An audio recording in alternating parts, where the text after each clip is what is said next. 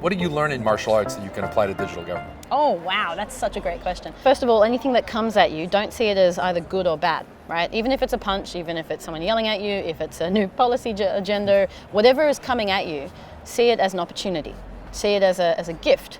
Ooh, what can I do with this? Right. And taking that means that you actually start to overcome fear and the whole either fight, flight, or fright response, and you start to just engage with everything as an opportunity.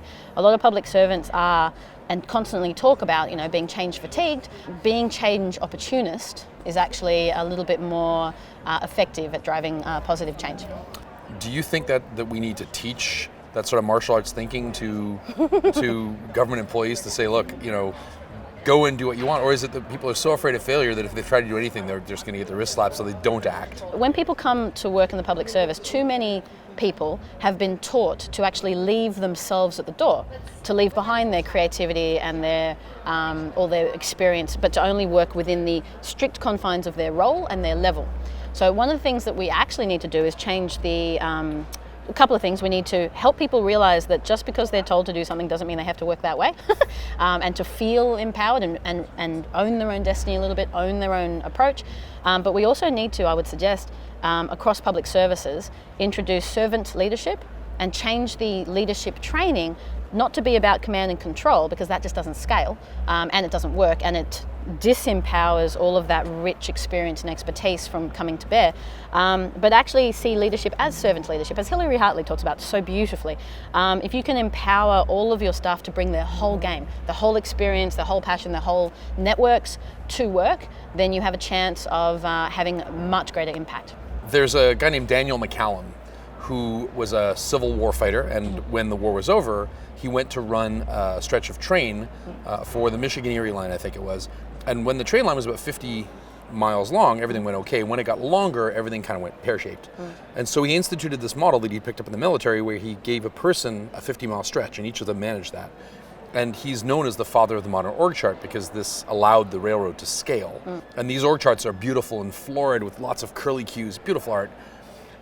But it led to this mechanistic view of organizations, that the organization's a machine and you're cogs in that machine, and if you do what is required is almost like humans as APIs, like flesh-based APIs, what goes in, what goes out. How do we get government to shed the rigidity that was necessary to achieve scale because of what's now available with things like technology and collaboration?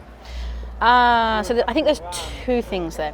The first one is that hierarchy is a helpful way of organizing a workforce, right? And still remains that to today. The problem we have now is we have kind of the worst of both worlds, where a lot of public sectors have adopted hierarchy where they delegate the work but not the responsibility. They delegate the risk but not the glory. Yeah, I've heard no responsibility without commensurate authority. Exactly. Right. And so the military is really good, even today, in being able, and yes, there's a respect for chain of command, but you are given responsibility and authority and decision making over your piece of the puzzle in order to actually make sure that you can scale everything. A lot of public servants, by contrast, are actually given less and less and less actual domain of control or authority. And so if we could actually reinstitute more authority down the chain, we would actually have more effectiveness, more enablement, more empowerment right down. At the same time, you're absolutely right that there's been in these distributed models, but distributed models only work when there's a shared or consistent goal. Okay, so open source movement's obviously a good example. When you look at any successful open source project, there's a shared goal. The other challenge is that all of the new public management introduced functional segmentation. So you used to have an outcomes-based structure. This outcome needs all these different disciplines working together around that outcome. You used to have the social worker, someone with deep social service experience, would be involved in writing the Social Sector Act, would be involved in writing the legislation and the policy and the rest of it. When we started to do functional segmentation with new public management, policy team, communications team, development team, design team, so all we've done is cobble onto that, and that's created gaps between policy and implementation, gaps between teams where everyone under financial constraints are trying to minimize their scope so that they minimize risk, so then everyone gets perfectly shiny cogs in a machine that's disconnected from each other, and the gaps are emerging. So I don't think it's a matter of moving from hierarchy to distributed model. That wouldn't fix that problem. There's a more deep set of complex things that we need to fix. And I think the combination of, but in terms of straight org structure, I think that there's a lot that could be done even within the existing organisation to work better, but also just enabling public servants and supporting public servants to create horizontal communities, guilds, to get involved in community organisations, to get involved in those purpose-driven collections of humans, because then that brings diversity in and out of public sectors as well.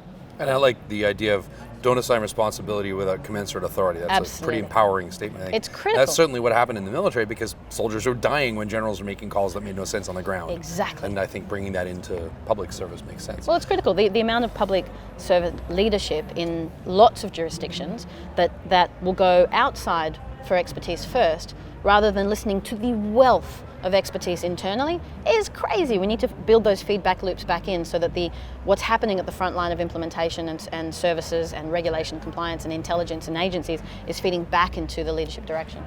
Okay, so I'm going to ask you a different tack, same question.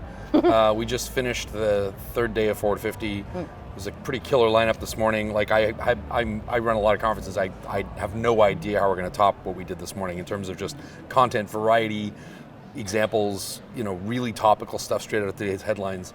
You've been here 3 years. It was less than 800 people the first year. It's pretty big now. What should we be doing next year to not suck? Oh my gosh. Canadians, you, New Zealanders, they're all so chilled and self-deprecating. This is my favourite public service conference in the world. It is my second favourite conference in the world, only because I'm a geek and my favourite conference is much more nerdy than this conference should ever become. This is the pinnacle of public sector innovation, transformation, connectedness, raising the bar, getting people thinking big and bold and feeling brave. The shift in Canada over the last 3 years of people just feeling braver, I think is extraordinary. And what you've been able to do here is create that platform upon which everyone can actually make better public sector. You're always about platforms. I'm always about platforms, it's true. So but I'm a little what offended. topics do you think we should focus on next year? No, but before that, I'm a little offended. Why This is that? morning was the best lineup ever. Yeah. I was yesterday. I mean, well, I didn't even know how to take that. To be fair. Sorry, I'm sorry. No, that's fair. So, but what would you like to see more? Some people said change management. We did a little more culture this year. Some people said bring in more executives. Where do you think this should be going? Look, I think that I think that what you've done is create a demand for the good, and it probably would make sense to provide a little bit now that there's been enough demand built and people being like, yes, yes, yes, what next? I think there's possibly, you'd want to do some user research of your users, Yeah. but there's possibly a bit of scope to give people the hands-on workshops, not just the talking through or describing or demonstrating, but actually giving people the hands-on experience of doing things. So there might be some scope for that, because once you create demand, then you've got to increase supply, et cetera, et cetera, et cetera. So that might be helpful, and also just around purpose. It's not just enough to talk about how we do public sector, but why we do public sector. People feeling empowered to do something that they haven't done before, and feeling empowered to experiment to figure out what they need to do to transform their own discipline is critical. So we're doing a lot of stuff around digital and tech. I think that policy transformation piece could probably play a little bit more of an active role, so that everyone coming together to see their future in public sector reform, and seeing digital as a means to that transformation, not as just the ends or not as the subsector sort of thing. Cool. I know you got places to be. You're all over Ottawa this week, so thank you again so much. Thank you so much. Always great to have you here, and let's keep chatting about next year. Absolutely. Thank you so much.